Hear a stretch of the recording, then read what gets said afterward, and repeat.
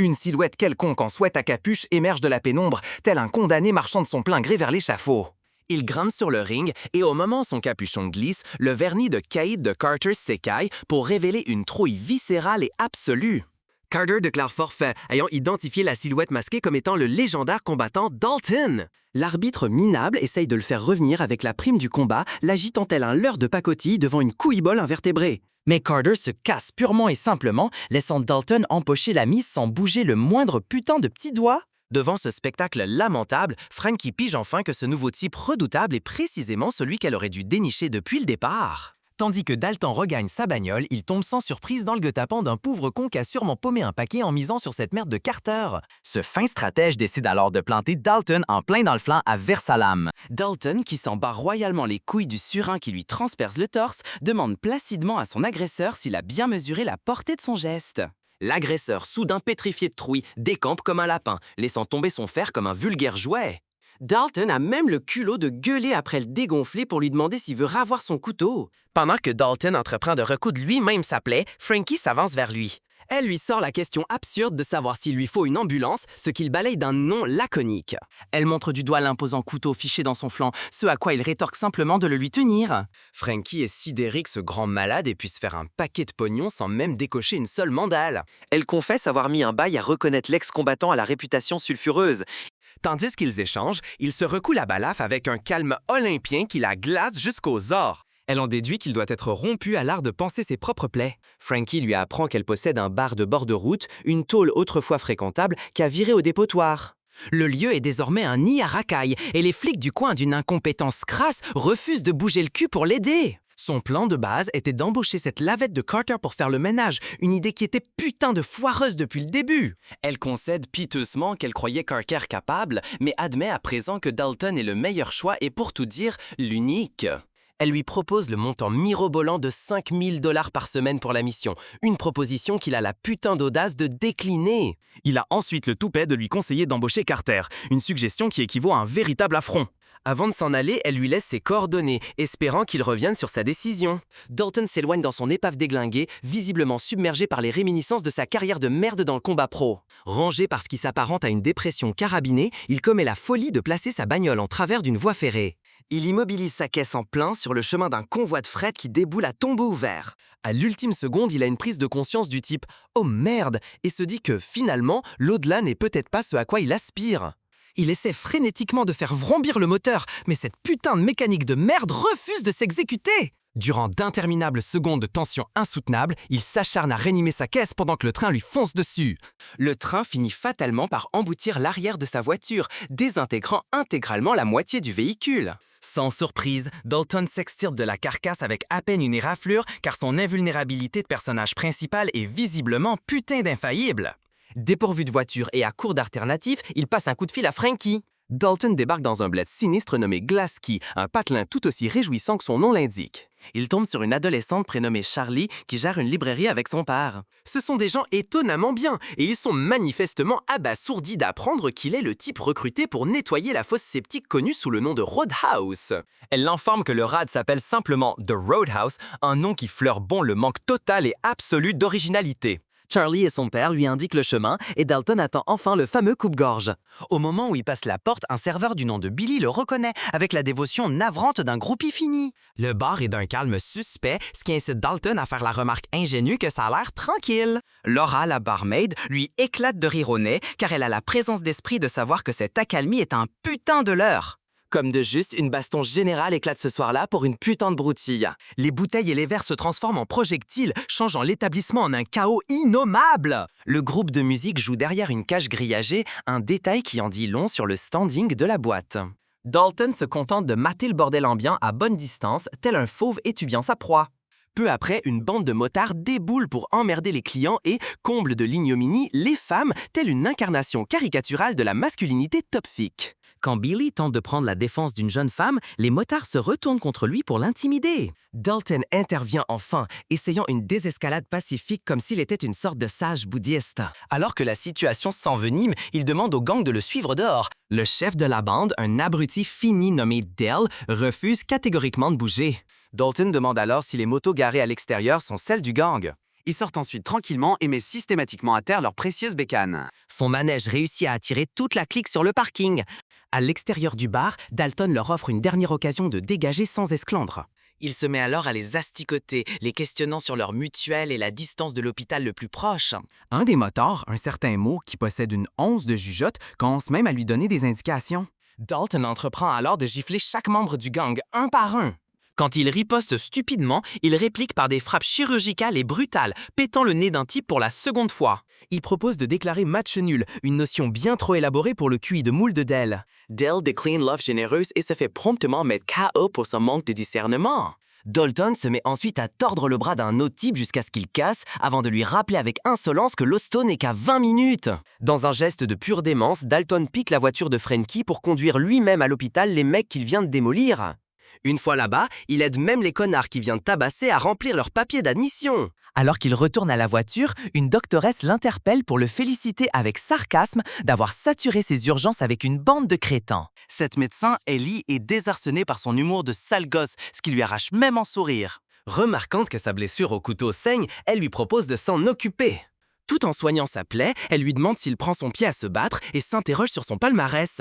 Dalton sort une connerie pseudo-profonde, prétendant que dans une bagarre, personne ne gagne jamais vraiment. Quand elle suggère de suturer correctement la blessure, il décline bêtement son aide professionnelle. Il prétend que c'est de sa putain de faute et qu'il doit en assumer les conséquences, une affirmation sointant le mélodrame et l'apitoiement. Pour la même raison masochiste, il refuse également son offre d'antidouleur. Dès retour au Roadhouse, Frankie paye Dalton pour sa semaine, tandis que le personnel glousse sur ses prouesses de cogneur. Dalton, visiblement ravi de son propre statut de dur à cuire, mentionne une péniche qu'il a repérée et exprime son intention de la louer. Frankie l'informe que le bateau est à elle et qu'il peut y loger gratos. Elle le prévient aussi qu'un énorme crocodile vivrait, d'après la rumeur, dans les eaux avoisinantes. Elle est putain de sérieuse, car la bestiole aurait bouffé le loulou de Poméranie du capitaine de port l'année passée. Il s'installe sur la barge qui, dans une nouvelle démonstration d'un manque total de créativité, se nomme le bateau. Cette nuit-là, il cauchemarde à propos de son passé de prétendant au titre de champion de l'UFC. Le lendemain matin, Laura le tire du lit en lui amenant le petit déjeuner sur la péniche. Elle mentionne que le Roadhouse change souvent de videur et espère qu'il fera exception. Plus tard, Dalton se pointe à la librairie de Charlie pour utiliser leur ordinateur, comme si on était encore en 1995. Même dans le sanctuaire de la boutique, les habitants cancanent déjà sur la branlée qu'il a infligée au gang de motards. Pendant qu'il farfouille dans les livres, une altercation éclate dans un magasin voisin, provoquée par les mêmes motards bons à rien. Charlie, que Dieu la bénisse, empoigne une batte de baseball et s'apprête à l'intervenir, prête à défendre son précaré comme une patronne. Les motards se foutent de sa gueule jusqu'à ce que Dalton sorte pour voir ce qui se trame. À l'instant où ils l'aperçoivent, ils chient pratiquement dans leur froc et battent en retraite, confirmant leur statut de lavette finie. Quand Dalton retourne au Roadhouse, il découvre que toute la ville sait qui il est. Il demande avec sarcasme à Frankie s'il a loupé une assemblée générale, mais elle écarte ça en disant que c'est le propre d'une petite île de pipelettes. Pendant ce temps, à bord d'un yacht, le gros bonnet qui a engagé les motards apprend la mauvaise nouvelle concernant Dalton. Il s'appelle Ben Brent et il est furax que Dalton ait foutu en l'air son plan pour saboter les affaires du Roadhouse. Ce gosse de riche pourri se fait égratigner par son barbier sur le bateau en mouvement et réagit en défonçant le capitaine dans un axe de colère puérile. Brent ordonne au motard d'attendre ses ordres, montrant clairement qu'il n'a pas la moindre idée de la marche à suivre. De retour au Roadhouse, une autre X éclate, cette fois-ci sur la question profondément débile du choix de la musique. Dalton profite de la situation pour apprendre à Billy comment officier en tant que videur. Il désigne un type avec un couteau et donne à Billy des instructions pour le neutraliser. Contre toute attente, Billy, un putain de serveur, réussit la manœuvre et désarme l'agresseur. Dalton intervient, brise le poignet du type et laisse Billy gérer le reste des emmerdeurs. Au cours des jours suivants, Dalton forme Billy et un autre employé, Reef, pour qu'il fasse son boulot à sa place. Remarquant les cicatrices sur les phalanges de Reef, il devine qu'il est boxeur et le met en binôme avec Billy. Avec ses nouvelles recrues qui gèrent les échauffourées, Dalton peut se la couler douce. Un soir, il observe le gang de motards qui traînent dehors, le fusillant du regard avant de se barrer comme des gamins boudeurs. Cette nuit-là, Dalton cauchemarde de nouveau sur son passé à l'UFC et le combat où il a buté son adversaire. Le lendemain matin, Dalton croise de nouveau la médecin Ellie dans un café du coin. Ils échangent quelques plaisanteries au cours desquelles elle explique à Glassky les liens du sang sont sacrés et que les keufs ne sont qu'une meute de susboules bons à rien. Une autre semaine s'étant écoulée, Dalton empoche son putain de fric et retourne à sa péniche. En chemin, un véhicule le colle au cul avant d'accélérer pour le foutre hors de la route. Dalton esquive la première charge, mais la voiture percute son pick-up en marche arrière, le laissant en équilibre sur un pont. Il voit Dell, le chef des motards, et sa copine se précipiter hors du véhicule et prendre la fuite comme les couards qu'ils sont. Dalton survit à l'accident pour ensuite rentrer à son bateau et y trouver Dell qui l'attend, armé d'un putain de fusil à pompe. Dell se lance dans un monologue de merde digne d'un méchant de série Z, laissant à Dalton tout le loisir de préparer sa riposte. Dalton balance une table en plein dans les genoux de Dell, les lui brisant, puis le jette par-dessus bord sans ménagement. Juste au moment où Dalton s'apprête à classer l'affaire, le putain d'énorme crocodile dont Frankie l'avait averti fait une entrée fracassante.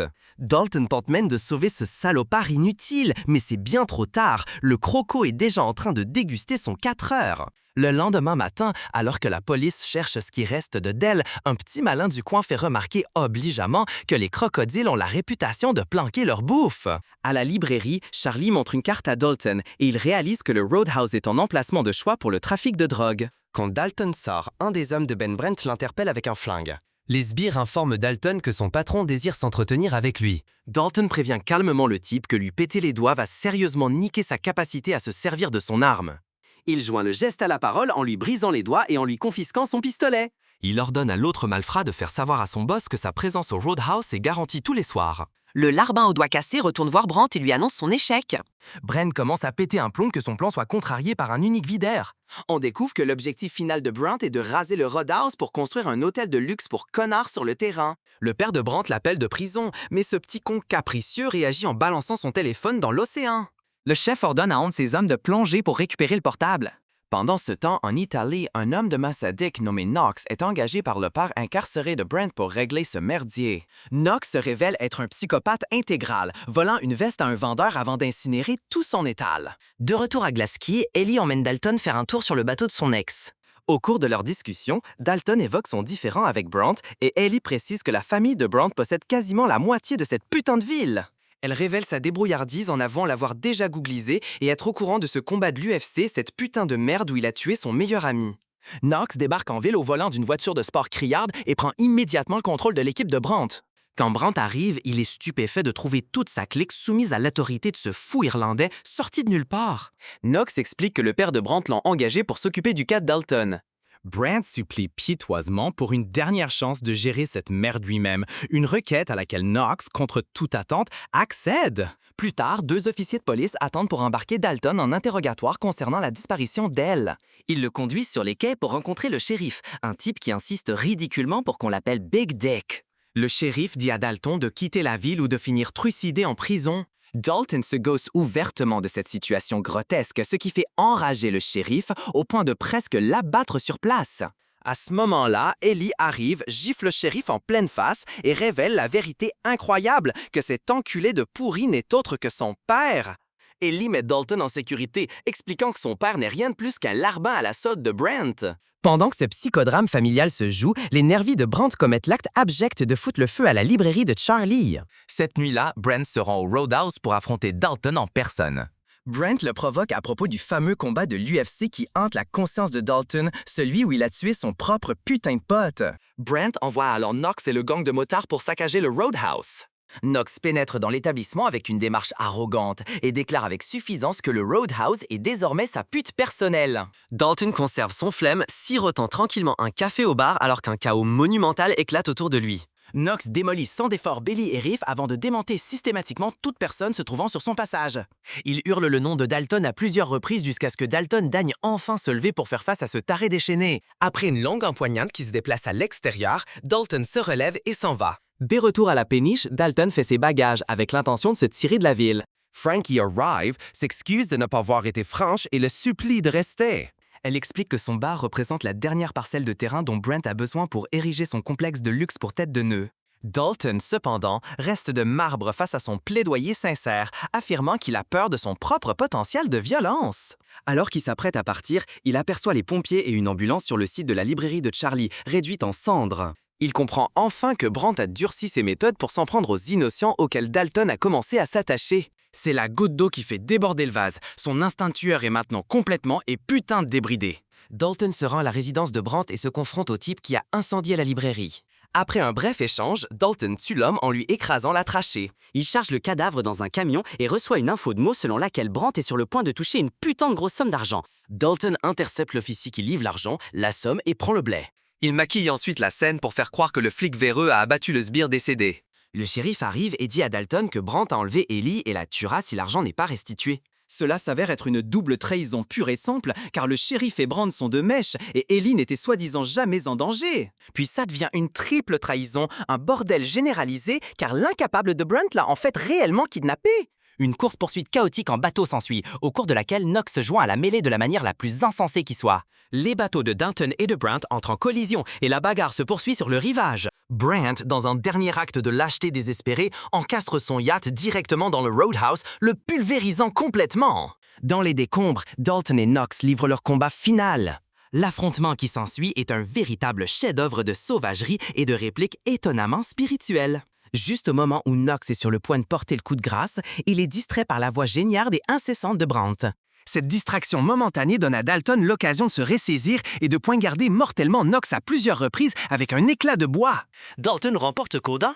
Le shérif arrive et propose de couvrir les agissements de Dalton s'il accepte de quitter la ville pour de bon. Dans la scène finale, Dalton monte dans un bus, mais pas avant d'avoir laissé l'argent volé en cadeau à la très méritante Charlie et à son père.